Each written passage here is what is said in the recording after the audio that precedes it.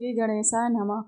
करवा चौथ का व्रत जिसको हम करक चतुर्दशी कहते हैं, ये कार्तिक मास के चतुर्थी को पड़ता है। इसमें सभी सुहागन स्त्रियां अपने पति की लंबी आयु के लिए निर्जला व्रत करती हैं। जो इसकी कथा इस प्रकार है।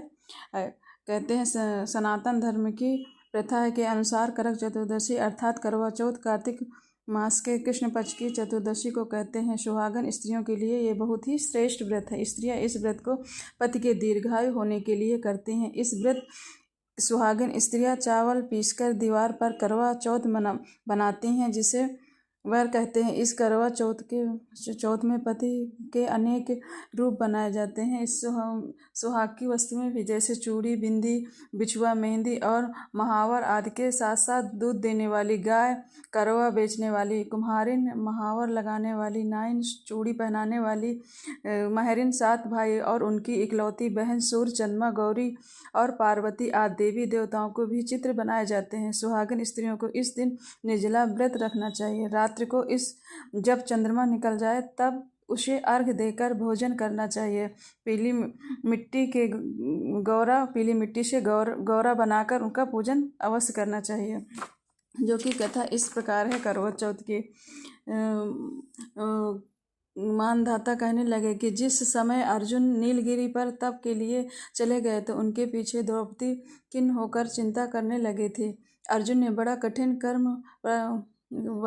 कर्म प्रारंभ कर दिया, किंतु विघ्न डालने वाले शत्रु अनेक है। इस प्रकार चिंता करके श्री कृष्ण जी ने सब विघ्नों का नाश करने वाले का उपाय पूछने लगे।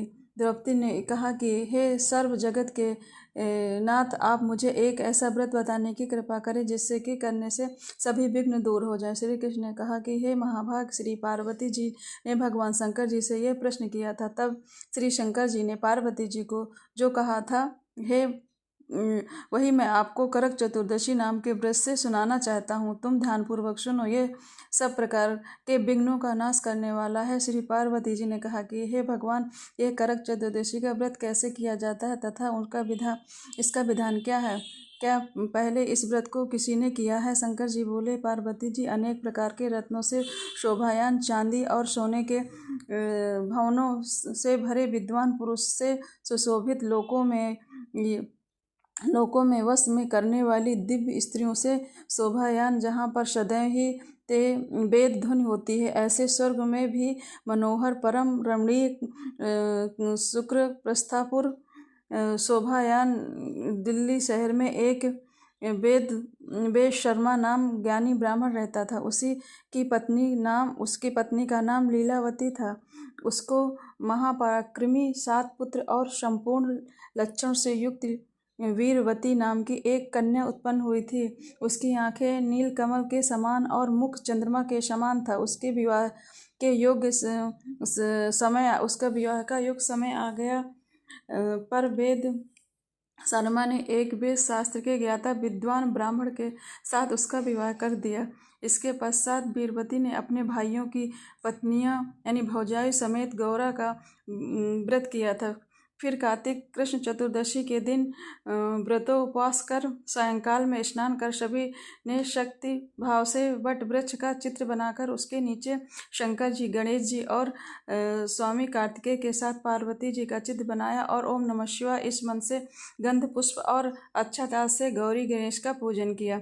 फिर शिव जी, गणेश जी तथा कोषोपचार का अलग अलग पूजन करती हुई पकवान, अक्षत, दीपक से युक्त करवा और गेहूं की पिसान और गुड़ से बने हुए पकवान तथा और भी अनेक प्रकार के फल आदि भोज्य पदार्थों को अर्पण करके अर्घ्य देने के लिए चंद्रोदय की प्रतीक्षा करने लगी। इसी बीच वीरवती वाला भूख प्यास की पीड़ा से मूर्छित होकर पृथ्वी पर गिर पड़ी। तब उसके 7 भाई बांधव रुदन करने लगे।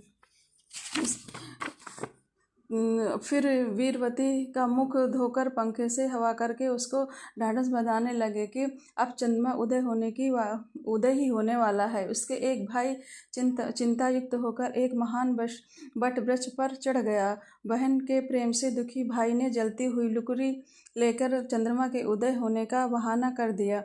वीरवती ने चंद्रमा का उदय जानकर दुख का त्याग करके विधि विधान से अर्घ्य देकर भोजन कर लिया। इस प्रकार व्रत को दूषित हो जाने के कारण उसका पति मर गया। जब वीरवती ने अपने पति को मरा हुआ देखकर पुनः शिवजी का पूजन एक वर्ष तक निराहार रहकर किया। वर्ष के समापन होने पर करक चतुर्दशी का व्रत उसकी भजाइयों ने किया था। वीरवती ने भी पूर्वोक्त विधान से व्रत किया था। जब उस दिन देव कन्याओं के साथ इंद्राणी वहां करक चतुर्दशी का व्रत करने के लिए स्वयं स्वर्ग से वीरवती के पास आई, तब वीरवती ने इंद्राणी से सब बातें पूछी। वीरवती ने कहा कि मैं करक चतुर्दशी का व्रत करके अपने पति के घर आई तो मेरे पति मृत्यु को प्राप्त हो चुके थे। मैं नहीं जानती कि किस पाप से कर्म से मुझको यह फल मिला है। हे मातेश्वरी, हमारे भाग से आया यह आ गई है, सो मेरे पति को जीवित करके मुझ पर कृपा कीजिए। इंद्राणी ने कहा कि सुबह गत वर्ष जो तुमने अपने पिता के घर में करक चतुर्दशी का व्रत किया था, सो बिना चंद्रमा के उदय हुए ही तुमने उनको अर्घ्य दे दिया था। इसी से व्रत दूषित हो गया था और तुम्हारा पति मृत्यु को प्राप्त हो गया था।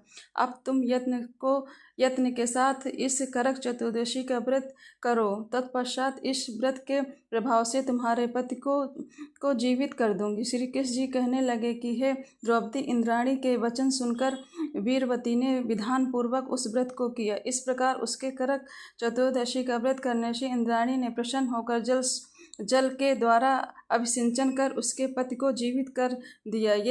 यह देवता के समान हो गया है। उसके पश्चात वीरवती अपने पति के साथ घर जाकर आनंद पूर्वक रहने लगी। वीरवती के व्रत के प्रभाव से उसका पति धन धान्य पुत्र तथा आयु से प्राप्त हुआ। इसलिए तुम भी इस व्रत को यत्न पूर्वक करो। सूत जी कहने लगे कि हे ऋषियों, इस प्रकार श्री कृष्ण से वचनों को सुनकर द्रौपदी ने इस करवा चौथ का व्रत किया था, जिसके प्रभाव से संग्राम में कौरवों पर विजय प्राप्त करके अतुलनीय राज्य को प्राप्त किया, जिसके उनका सब दुख दूर हुआ। जो भी स्त्री इस करवा चौथ का व्रत विधि विधान से करती है, उसका सुहाग हमेशा के लिए अमर हो जाता है। बोलो करवा माता की जय।